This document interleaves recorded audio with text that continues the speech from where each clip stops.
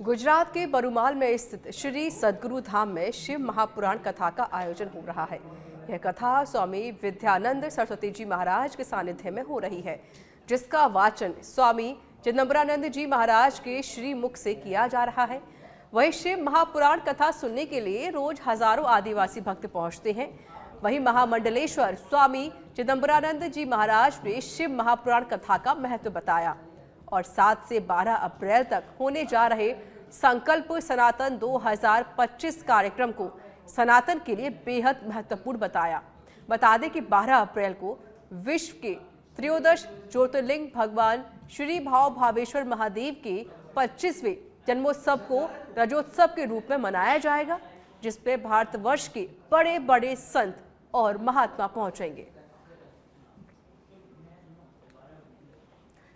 तो कथा सुनने के लिए रोज हजारों आदिवासी भक्त पहुंच रहे हैं और इस बीच भजन गाया गया, जहां पर सभी भक्त भी झूमते हुए नजर आए। चिदंबरा जी महाराज ने बताया शिव महापुराण कथा के बारे में, जहां संकल्प सनातन कार्यक्रम को सनातन के लिए महत्वपूर्ण बताया है।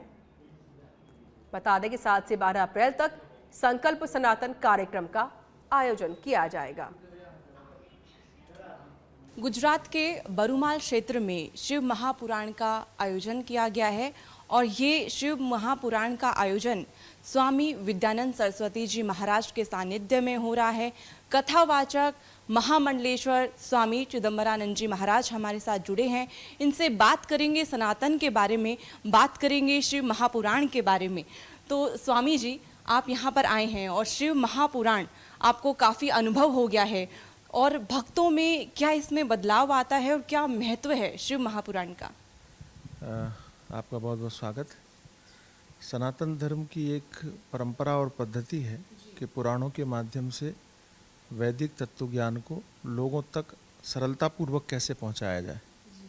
तो उसमें सभी पुराण अपने अपने अनुसार कथाओं के और कथानकों के माध्यम से सनातन धर्म के तत्व को या सनातन धर्म के सिद्धांतों को सरलतापूर्वक लोगों तक पहुंचाने का काम करते हैं। उसमें शिवपुराण भी एक है। शिवपुराण में भगवान शिव की महिमा के साथ साथ में जो सामान्य जीवन में जीने के लिए सदाचार आदि की आवश्यकता होती है, उन चीज़ों का बड़ा उल्लेख है। परिवार कैसे होना चाहिए, समाज कैसे होना चाहिए, लोगों को कैसा व्यवहार करना चाहिए। तो मुझे ऐसा लगता है कि पारिवारिक दृष्टि से, सामाजिक दृष्टि से शिवपुराण बहुत लाभ पहुंचाने वाला है। स्वामी जी, आप यहाँ पर आए हैं और ये बरूमाल क्षेत्र है वो आदिवासी बाहुल्य क्षेत्र है, और यहाँ पर सनातन की जो अलग ज्योति है वो स्वामी विद्यानंद जी महाराज ने यहाँ पर जताई है। हमने भी गांव-गांव यहाँ पर हम घूमे हैं, हमने भी अनुभव किया है कि जो सनातन की क्रांति है वो यहाँ पर लेकर के आए हैं। आपको क्या अनुभव यहाँ पर हुआ है, और आदिवासी भक्तगणों को जब आप कथा सुनाते हैं क्या आप महसूस करते हैं? पहली बात तो यह है कि स्वामी जी को जितना भी धन्यवाद दिया जाए या उनको जितना भी आभार प्रकट किया जाए कम है कि सनातन की सेवा उन्होंने आदिवासी क्षेत्र में इस प्रकार से किया।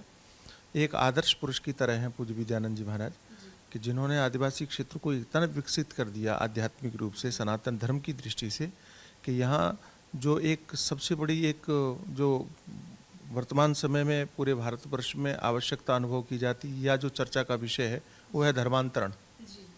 और आदिवासी क्षेत्रों में छोटे छोटे प्रलोभन के द्वारा धर्मांतरण की प्रवृत्तियां देखी जाती हैं पूरे भारतवर्ष में, लेकिन पूज्य स्वामी विद्यानंद जी महाराज के कारण, उनके प्रयासों के कारण ये संपूर्ण आदिवासी क्षेत्र ऐसा विकसित हुआ है आध्यात्मिक दृष्टि से भी और व्यवहारिक दृष्टि से भी कि यहाँ कोई भी धर्मांतरण हो ही नहीं सकता।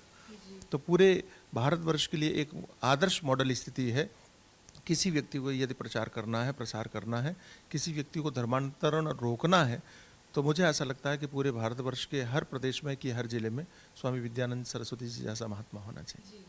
श्री सद्गुरु धाम में रजोत्सव है भगवान श्री भाव भावेश्वर का, जो विश्व के त्रयोदश ज्योतिर्लिंग है। रजोत्सव किस प्रकार से मनाया जाएगा, क्योंकि ये भव्य आयोजन है वो होने जा रहा है, जो 25वां वर्ष है वो मनाया जाएगा, तो किस प्रकार से ये आयोजन होने वाला है? ये रजत उत्सव जो है ये बहुत महत्वपूर्ण है, क्योंकि 25 वर्ष हो गए। ऐसा दिव्य स्थल है, बहुत लोगों को याद भी होगा, पता भी होगा कि श्री भाव भावेश्वर महादेव की जब स्थापना हुई तो जितने भी संत महापुरुष यहाँ आए थे उन्होंने त्रयोदश ज्योतिर्लिंग के रूप में इनको मान्यता दी। इतना विशाल और भव्य सुंदर मंदिर है और भगवान का विग्रह भी बहुत प्यारा है शिवलिंग के रूप में, अष्ट धातु से निर्मित शिवलिंग है। और सबसे बड़ी बात यह है कि भगवान नीलकंठ हो गए अपने आप में, ये अद्भुत बात है। तो ऐसे महादेव की स्थापना के 25 वर्ष हुए हैं, तो वो बहुत उत्साहपूर्वक ये उत्सव मनाया जा रहा है।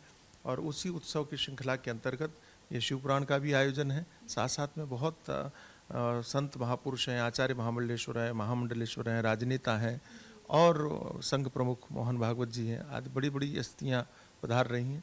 तो स्वाभाविक रूप से कि बहुत विशाल स्तर पर ये कार्यक्रम का आयोजन हो रहा है। महाराज जी, 7 अप्रैल से 12 अप्रैल तक संकल्प सनातन 2025 का भी आयोजन है, जो एक भव्य आयोजन साबित होगा, अपने आप में मील का पत्थर साबित होने वाला है। क्या ऐसे आयोजन इस वक्त ज़रूरी हैं भारत में सनातन के लिए? क्या प्रभाव इसका पड़ेगा? बिल्कुल, ऐसे आयोजन सब जगह आवश्यक हैं। यहाँ तो स्वामी जी इतना कार्य कर ही रहे हैं। बरुमाल क्षेत्र में तो जो सनातन धर्म की स्थापना का कार्य हुआ है वो अपने आप में अद्भुत है। और अगर यहाँ सनातन संकल्प जैसे कार्य हो रहे हैं जो कि 7 तारीख से 12 तारीख तक होंगे, 12 अप्रैल तक होंगे, संपन्न होंगे, ऐसे आयोजनों की आवश्यकता भारतवर्ष के प्रत्येक क्षेत्र में है। जहाँ कोई स्वार्थ नहीं है, जहाँ कोई अपनी निजी महत्वाकांक्षा नहीं है, जहाँ कोई अपना कोई लाभ नहीं है, केवल सनातन धर्म और सामाजिक स्तर को विकसित करने की धारणा और अवधारणा के साथ में स्वामी जी जो चल रहे हैं, ये मॉडल होना चाहिए। धन्यवाद स्वामी जी हमारे साथ जुड़ने के लिए। ये थे हमारे साथ महामंडलेश्वर स्वामी चिदम्बरानंद जी महाराज, जिन्होंने संकल्प सनातन 2025 का महत्व भी बताया है, साथ ही शिव महापुराण कथा का। मैं नेहा जोशी, सच पे धड़क, गुजरात।